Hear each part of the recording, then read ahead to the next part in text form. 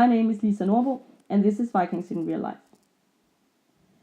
Throughout the financial crisis, the Nordic welfare states have gone from being seen as overly socialistic societies with high taxes to maybe becoming the future role model for welfare systems. The Scandinavian countries do well in almost every survey when it comes to economic growth, well-being and equality, and other countries look to us to copy what we've done. But is the Nordic welfare model really the welfare model of the future? Well, recently, a Nordic group of scientists published a report commissioned by the Scandinavian unions to see how the Nordic model is doing. And the conclusion? If the Nordic politicians don't act now, the welfare states as we know them won't exist in 2030. To understand what's happening, let's first take a look at the Nordic welfare model. Here in Scandinavia, we have progressive tax systems. This means that your tax rate is dependent on your income, or in short, the more you earn, the more you pay. This gives us the resources to have universal welfare, meaning that everybody gets the benefits, such as free education, free healthcare, and paid maternity leave. But the Scandinavian group of scientists pointed out that the Nordic welfare model runs the risk of giving in to social and financial challenges when we look towards 2030. To explain why this is happening and what we can do, I'll call an expert, or as we like to call them, a talking head. Today's talking head will be Jon Erik Dølvik, senior researcher and leader for comparative research at the University of Oslo. Hi, Jon. Hello. So what are the major challenges when we look towards 2030? There are several challenges, but first of all, I'd like to stress that when we have analyzed the Nordic models, we have a much broader perspective than the welfare system as such. A major point in our analysis is that it's the entire interplay between economic governance, the organization of the labor market, and the welfare state, and the interplay between these three basic pillars of the Nordic model, as we call them, that has been crucial for the success of the Nordic models in the past, and in our view will be a major precondition for mastering the challenges ahead. But when looking at the particular challenges, there are, of course, obvious changes that have been going on for a while and that are likely to be reinforced. That is a strong aging of society, meaning that the share of the really old elderly will more than double within 2030, while the labor force, or those in the age of the labor force, will shrink or stagnate. It differs a little bit between the various countries.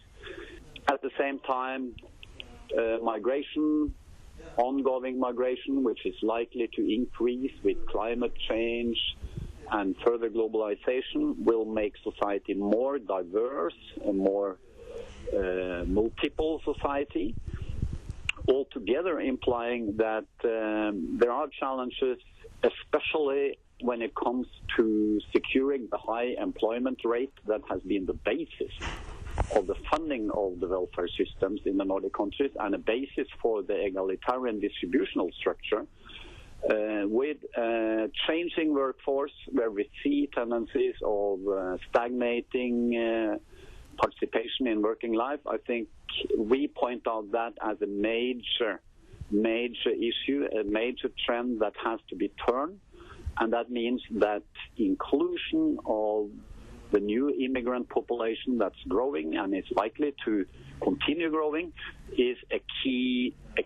factor, both to secure the viability of the welfare state, to turn the trend towards higher inequality that we point towards, which also shakes many of the basic foundations in the Nordic model.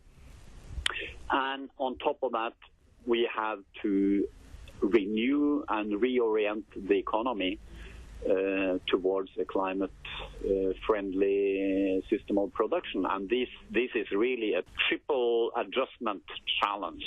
It's the combination of these different pressures which I think will imply a tough ride in the coming 15 years. So With these major challenges, it seems like the Nordic model is failing, but is it failing? No, that would be a vast exaggeration. In the report, we analyzed the development in the Nordic countries over the past 25 years, and what is striking is actually how well the Nordic countries have fared compared to any other grouping of countries in Europe and in the world, actually.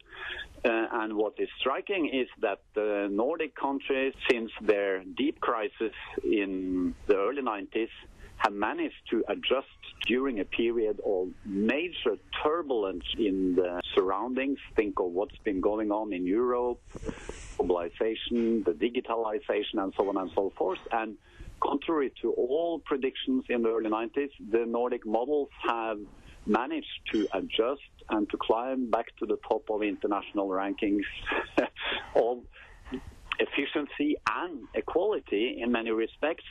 So the model is by far not failing, but we see cracks and weakening in important preconditions for continuing this success.